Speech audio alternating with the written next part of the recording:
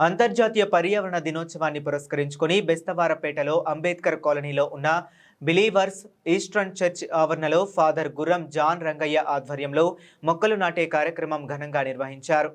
ఈ సందర్భంగా చర్చి పెద్దలు, సంఘం సభ్యులు, యువత మరియు చిన్నారులు పాల్గొని పర్యావరణ పరిరక్షణ ప్రాముఖ్యతను గుర్తు చేసుకున్నారు.